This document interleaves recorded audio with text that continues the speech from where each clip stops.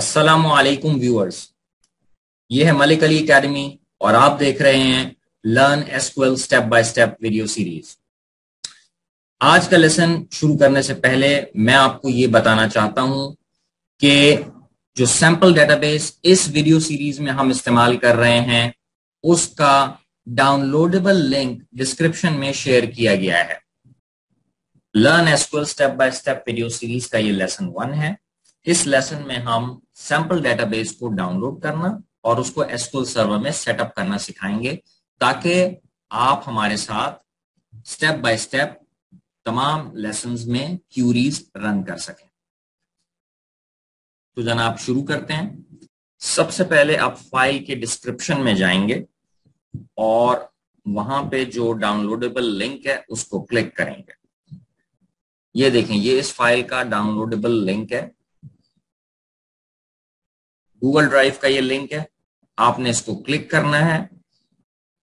empinfo.sql के नाम से आपके पास ये डेटाबेस फाइल मौजूद है, ये स्क्रिप्ट मौजूद है। इसको आपने डाउनलोड करना है। डाउनलोड का बटन क्लिक किया, ये देखें empinfo.zip आपके पास डाउनलोड हो चुकी है। इसको आपने शो इन फोल्डर किया, ये empinfo आपको नजर आ रही है। इसको राइट क्लिक किया और आपने एक्सट्रैक्ट कर लिया empinfo की फोल्डर के अंदर। यहीं पे इसको आपने जिप फाइल को अनजिप कर लिया है। ये देखें, ये एसक्यूएल सर्वर की स्क्रिप्ट फाइल आपके सामने है empinfo। इसको हम राइट क्लिक करते हैं तो हमारे सामने ओपन विद के अंदर आप जाइए। इसमें हमारे पास दो अच्छे ऑप्शंस हैं, एक नोटपैड का ऑप्शन है और एक एसएसएमएस का ऑप्शन है। एसएसएमएस का मतलब है एसक्यूएल सर्वर मैनेजमेंट स्टूडियो। आप एसक्यूएल सर्वर मैनेजमेंट स्टूडियो में डायरेक्ट भी खोल सकते हैं और अगर चाहें तो नोटपैड में खोल लें और फिर स्क्रिप्ट को एसक्यूएल सर्वर पे कॉपी करके रन करें तो आपकी डेटाबेस तैयार हो जाएगी। तो मैं आपको दोनों तरीकों से बता देता हूं। फर्स्ट हम एसएसएमएस से इसको रन करते हैं। मैंने कहा एसएसएमएस के जरिए हम स्क्रिप्ट को खोलते हैं। आप देखिए SQL server management studio launch होगा। ये देखिए, ये लॉन्च हुआ। कनेक्शन विद डेटाबेस सर्वर, आपने कहा कनेक्ट और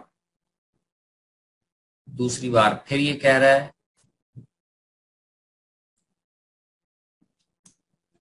अब आपने क्या करना है कि आपने एक अदद डेटाबेस एम्प्टी डेटाबेस क्रिएट करनी है, सिर्फ न्यू डेटाबेस। इसका जो आपका दिल करे आप नाम दे दें। empinfo नाम देना चाहें वो दे दें। मेरे पास ऑलरेडी empinfo के नाम से है तो सेम नाम की एक से ज्यादा डेटाबेस नहीं हो सकती, तो मैं दोबारा empinfo नहीं दे सकता। कोई और नाम दे दें आप, जो आपको समझ में आए।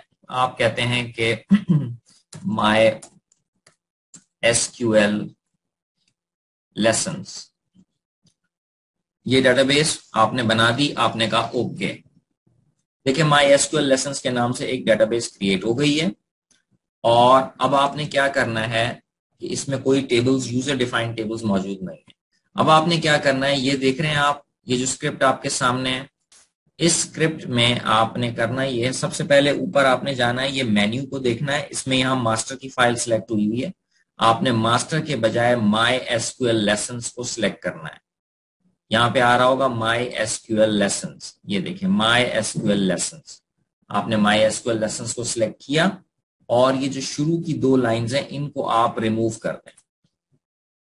ठीक है, इन दो लाइंस को आपने रिमूव कर दिया और ये एग्जीक्यूट का बटन आप प्रेस कर दें। कोई एरर मैसेज नहीं आया, तमाम के तमाम रिकॉर्ड्स सेव हो गए हैं इस वक्त डेटाबेस के अंदर। टेबल्स को जाके आपने रिफ्रेश किया, ये देखें आपके सामने माई एसक्यूएल लेसन्स में 4 टेबल्स आ गए हैं। ठीक है, अब हम ये देखना चाहते हैं कि भाई इन टेबल्स में डेटा भी मौजूद है कि नहीं है। वैसे डेटा इसमें मौजूद है क्योंकि देखें 1 रो इफेक्टेड, 1 रो इफेक्टेड, कोई एरर मैसेज नहीं आया तो डेटा लाजमी तौर पर मौजूद होगा। इसको हम रिमूव कर दें, हमें अब इसकी जरूरत नहीं है। अब हम चेक कर सकते हैं कि हमारे पास डेटा आ गया है कि नहीं आ गया। तो हमें सिलेक्ट की क्वेरी चलानी होगी। सिलेक्ट स्टार का मतलब है all columns, from table name दें। अभी यहाँ पे हमारे पास 4 टेबल हैं, एक है डेप्थ, एक डी लॉक, एक ईएमपी और एक सेल ग्रेड। तो मैं लिख रहा हूं फर्स्ट टेबल एट डेप्थ और मैंने इसको सिलेक्ट किया और एग्जीक्यूट किया। ये देखें रिकॉर्ड्स आ रहे हैं मेरे पास डेप्थ में। इसी तरीके से डी लॉक को आप चेक करें और इसको आप एग्जीक्यूट करें। देखें डी लॉक में आपके पास रिकॉर्ड्स हैं। इसी तरीके से ईएमपी के अंदर हम चेक करते हैं। ईएमपी में 15 रिकॉर्ड्स होंगे, ये देखें 15 रिकॉर्ड्स आपको नजर आ रहे हैं। और इसी तरीके से हम सेल ग्रेड को चेक कर रहे हैं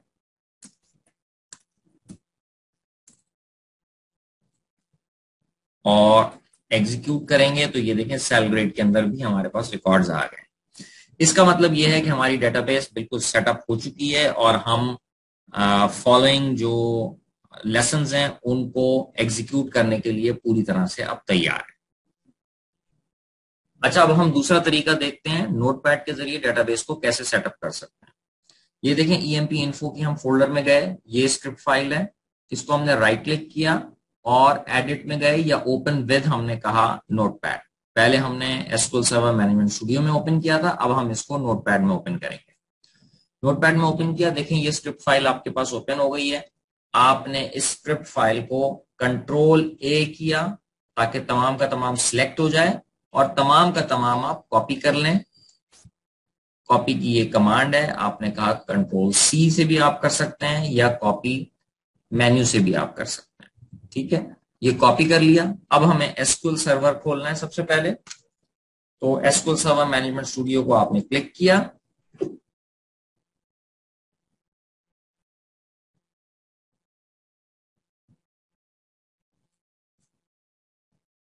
डेटाबेस इंजन से कनेक्शन करनी है। ये जनाब डेटाबेस इंजन से कनेक्ट हो गया और डेटाबेसेस हमारे सामने आ रही हैं। Right click, new database, sample dB with notepad.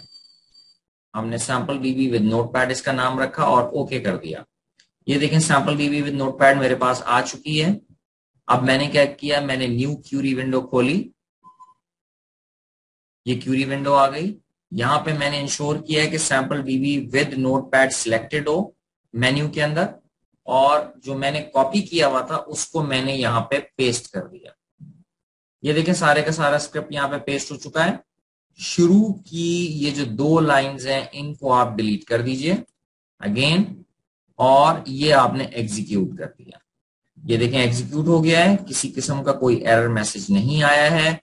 इसका मतलब है कि हमारा काम बिल्कुल सही तरीके से हो गया है। फर्दर चेक करना है, टेबल्स को राइट क्लिक करें और रिफ्रेश करें। जब आप रिफ्रेश करेंगे देखें सैंपल डीबी विद नोटपैड के अंदर 4 टेबल्स आपके पास आ गए हैं। अब आप चेक करना चाहते हैं इनमें रिकॉर्ड्स हैं कि नहीं है, तो ये जो सारा स्क्रिप्ट है, अब ये यहाँ पे जो लिखा हुआ है हमें इसकी जरूरत नहीं है, हमने इसको रिमूव कर दिया। और अब आप सिलेक्ट की क्यूरीज चला सकते हैं जैसे कि हमने पहले चलाई थी।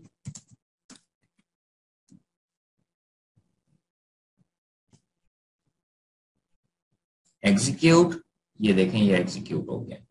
इसी तरीके से आप तमाम टेबल्स को चेक कर सकते हैं। तमाम डाटा आ चुका है और आपकी डेटाबेस सेटअप हो चुकी है। यहां पर हम आज के लेसन को क्लोज करते हैं। अगर आपको ये वीडियो पसंद आए तो लाइक कीजिए, चैनल को सब्सक्राइब कीजिए और कमेंट्स में अपनी राय का इजहार जरूर कीजिए। शुक्रिया।